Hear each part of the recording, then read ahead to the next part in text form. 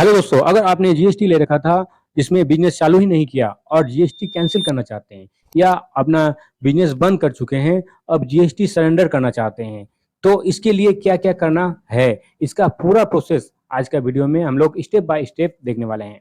तो दोस्तों, मैं एडवोकेट सुमित अकाउंट दीक्षा में आपका स्वागत करता हूँ। तो कैंसिलेशन प्रोसेस में सबसे पहले हम लोग देखेंगे कि सरेंडर से पहले क्या क्या करना होता है, उसके बाद कैंसिलेशन अप्लाई किस प्रकार से किया जाता है, उसके बाद आफ्टर सरेंडर में सरेंडर के बाद क्या करना होता है, उसके बाद लास्ट में फाइनल रिटर्न जीएसटी रिटर्न कैसे फाइल किया जाता है।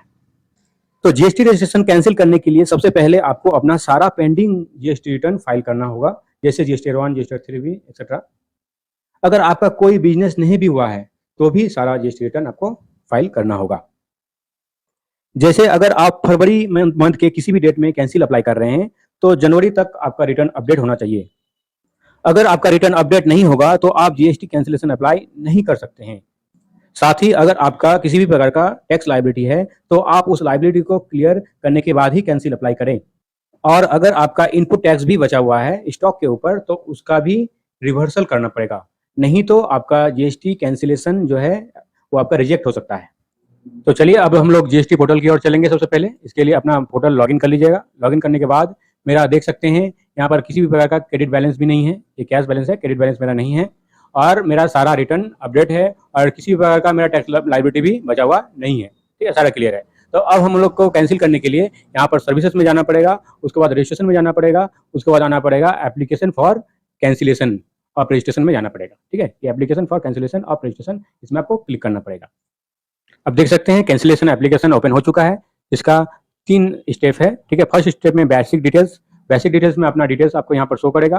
ठीक है, उसके बाद नीचे आप यहाँ पर एड्रेस में देख सकते हैं, यहाँ पर एड्रेस दिखा रहा है, इसमें आपको अपना करंट एड्रेस फिल करना होगा। ठीक है, अगर आप कहीं बिजनेस करते थे और आपका बिजनेस बंद हो चुका है और आप अभी करंट में दूसरे जगह पर रहते हैं तो उस एड्रेस को आपको यहाँ पर फिल करना होगा, ताकि डिपार्टमेंट को कभी फर्दर नोटिस अगर भेजना हो तो उसमें दिक्कत ना हो। इसके लिए ये आपका करंट एड्रेस फाइल करना होता है, फिल करना होता है। अगर आपका सेम एड्रेस है, आप उसे वहीं पर रहते हैं, तो आप यहाँ पर एड्रेस सेम में क्लिक कर सकते हैं। ठीक है, इस तरह से। उसके बाद सेव एंड कंटिन्यू में क्लिक करना होगा। अब हम लोग सेकंड टाइप की ओर आ चुके हैं। यहाँ पर आपको जीएसटी रजिस्ट्रेशन कैंसिलेशन का रीजन देना पड़ेगा कि क्यों आप जीएसटी रजिस्ट्रेशन को कैंसिल करना चाहते हैं। जैसे अगर आपका बिजनेस बंद हो चुका है या आप डिसकंटिन्यू कर रहे हैं अपने बिजनेस को, तो ये आप चूज कर सकते हैं। अगर प्रोप्राइटर का डेथ हो चुका है तो भी आप यहाँ पर चूज कर सकते हैं। ठीक है, और भी अगर दूसरा कोई आपका रीजन है तो यहाँ पर अदर चूज करके आप उसका कारण दे सकते हैं। ठीक है, तो यहाँ पर हम लोग डिसकंटिन्यू या क्लोजर ऑफ बिजनेस देंगे। उसके बाद किस डेट से आप जीएसटी रजिस्ट्रेशन को कैंसिल करना चाहते हैं उस डेट को देना पड़ेगा। अगर आप करेंट डेट से ही जीएसटी को कैंसिल करना चाहते हैं या तो करेंट डेट दे सकते हैं, या पहले कोई और डेट से आप देना चाहते हैं तो यहाँ पर दे सकते हैं। ठीक है, इस तरह से। उसके बाद आप यहाँ पर देख सकते हैं टैक्स पेबल ऑन स्टॉक। अगर हम पहले जैसे बताया कि अगर आपका कोई भी स्टॉक बचा हुआ है और उसमें इनपुट है, आईटीसी है या किसी तरह का आपका उसमें टैक्स बन रहा है, तो आप पहले ही जीएसटी 3B के थ्रू उसको जो है आप रिवर्सल या पेमेंट कर दीजिएगा।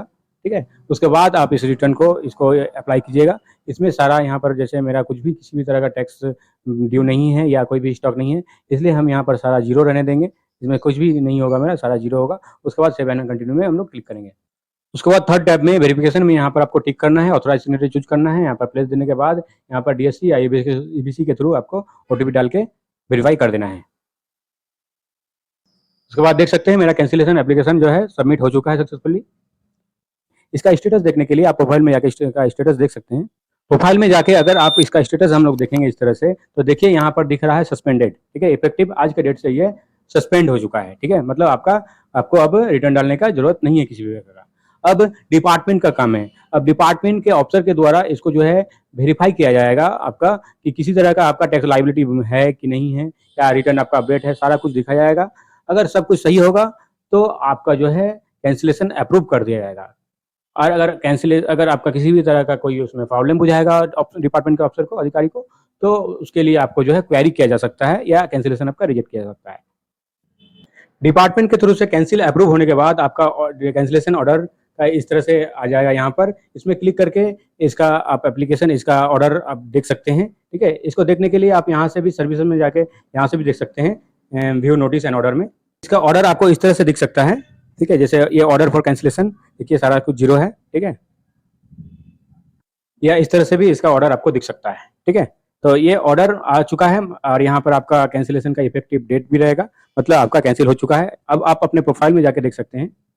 कैंसिल अप्रूव होने के बाद आपका प्रोफाइल में जाइएगा तो इस तरह से आपको दिखेगा, cancelled on application of tax payer. Tax payer के थ्रू ये जो है कैंसिल किया गया है, कैंसिल आवेदन किया गया था उसके हिसाब से कैंसिल किया गया है। ठीक है, तो इस तरह से आपको दिखेगा, मतलब आपका जीएसटी जो है डिपार्टमेंट से भी कैंसिल अप्रूव हो चुका है। ठीक है, अब आपको इसका फाइनल रिटर्न फाइल करना होगा।